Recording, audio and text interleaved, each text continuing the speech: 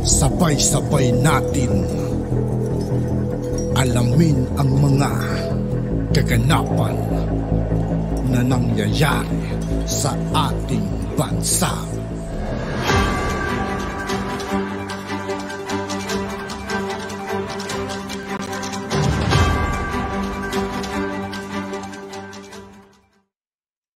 Yo, what's up mga kaibigan? This is I2K po again.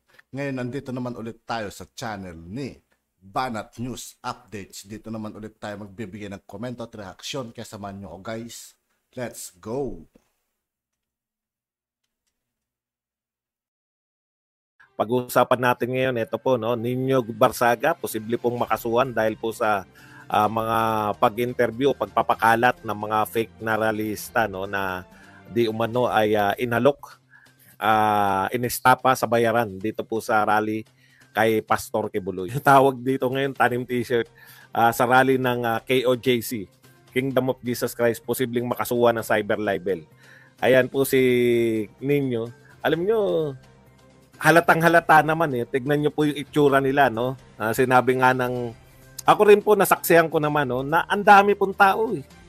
Imposible po yung mga sinasabi nilang bayaran. Alam niyo naman yung itsura ng mga bayaran na ano talaga, hindi po makikisama, makikisayaw, no? Take 3 na nga to, take 4. Okay. Alam niyo po, naroon po ako. Mahirap pong linlangin yung mga mata natin, no? Na ibang-iba po yung itsura, no? Kaya hintayin po natin yan. Nakakatawa po rito. Yan pong video na yan ni Nino, kumakalat na po yan. At yan po pinakakalat sa Twitter, siguro malamang sa FB tsaka sa YouTube kumakalat na rin. Kalat ni Nino, kung hindi ako nagkakamali, sa kanya galing yung naghatid siya sa dating Malacanang, di ba? Sa dating mga occupants na Malacanang, naghatid daw siya ng chiching doon. Ikalawa, yung merong karelasyon ng ating BP, no? Tapos ikatlo, ngayon tanim rallyista. Alam po ninyo, kung umubra po yan, kasi sila Sara Duterte, hindi po ano eh. Alam niyo po sila Sara Duterte, mga Duterte po, hindi po nagkakaso, di ba?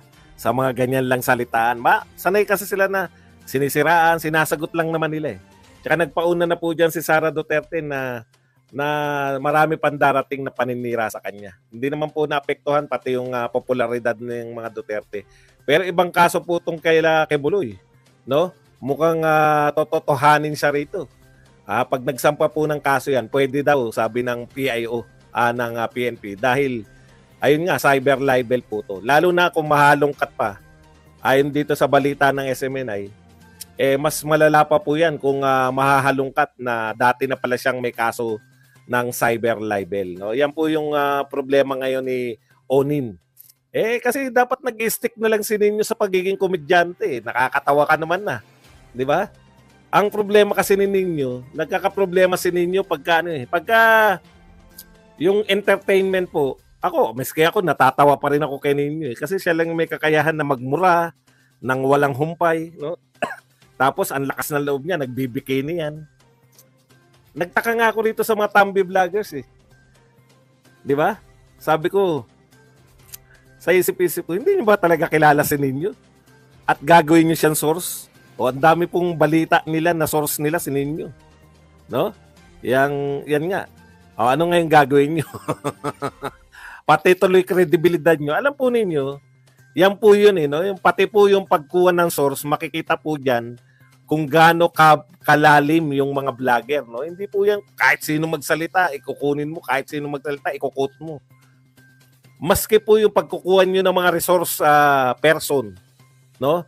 Yung pagkukunan ninyo ng gagawin, itatampok ninyo sa vlogger niyo, sinusukat po kayo ng mga tao.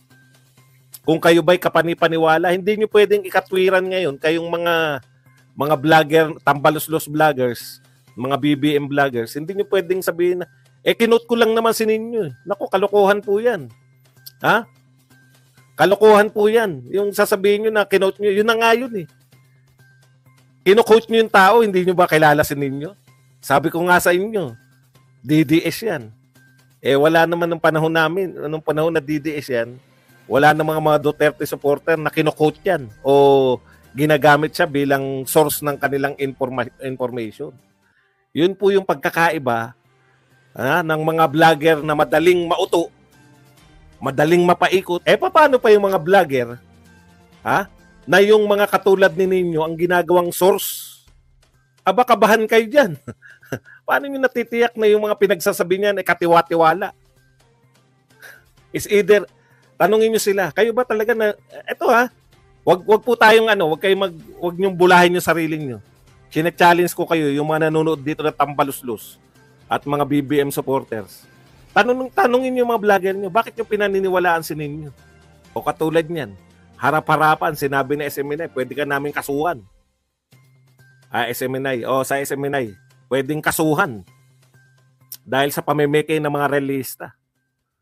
Pero bakit yung mga vlogger ninyo napapaniwala ninyo? There's something wrong, di ba? Ano yung mga vlogger nyo? Lahat ng makitang impormasyon, tanggap lang ng tanggap? Tapos, babato na kagad sa inyo? Wala ba silang pang kakayahan na i-process kung ano ang tama? Dito ngayon sa mundo natin, digital na di ba?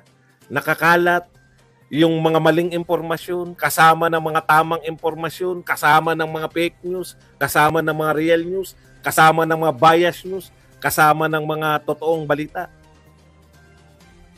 Pag yung vlogger ninyo na pinanunood, pinakikinggan, hindi niya ma-distinguish kung ano ang fake news sa real news, kung ano ang analysis na palpak sa totoong analysis, may problema kayo.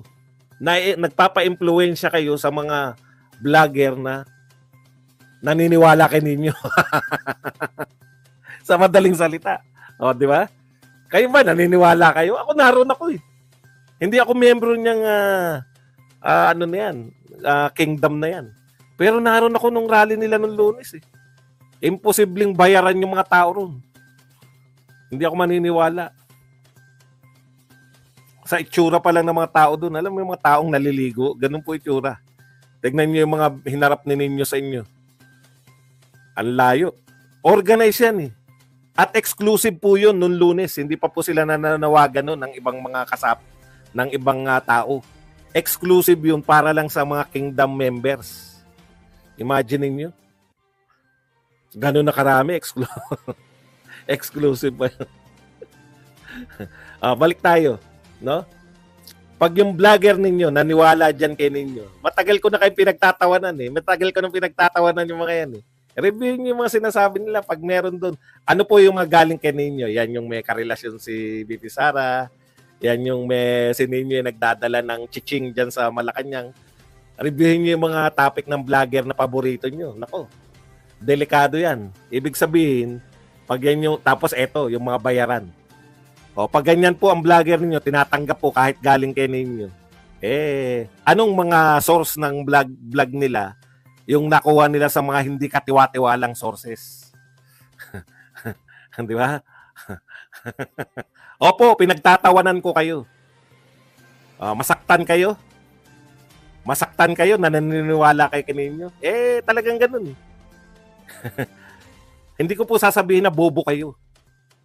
Hindi ko kayo sasabihin na bobo at naniwala kay kaninyo. Uto-uto. Malala pa kayo sa bobo kasi bobo pwedeng matuto Kayo talagang ganun Pag ako naniwala sa mga Duterte, pangangatawanan ko yan. Pangangatawanan ko na ito pinaniniwalaan ko mga Duterte. Kayo, kaya nyo bang ipagmalaki ngayon sa balitang fake news ninyo? Kaya nyo ipagmalaki ngayon na yung source nyo ninyo? Nakakahiya naman sa mga naniniwala sa inyo. Wala po kayong wag po kayong muna. Regardless kung ano ang inyong paniniwala, mamili naman kayo ng paniniwalaan. Lahat ba ng loyalista ganyan? Mamili kayo ng mga loyalistang hindi source ninyo para medyo tama naman yung dating nyo. Kaya pala, ngayon nagtataka pa ba kayo kung bakit may mga bumibili ng pampapogi Kung uto-uto yung mga vlogger, malamang. Kayo bang mga viewer niyan gusto niyo matawag kayong uto-uto? Okay. Hindi po ako naninira. Yan po katotohanan eh. Mm-mm. Iba po yun. Ayan na nga, oh. Fake news na Tapos nga. na. At yun nga po mga kaibigan, dito po nagtatapos ang ating reaction video. Muli ako po si I2K ng Sundalo ng Dunggalo. Maraming salamat sa patuloy na pagsuporta.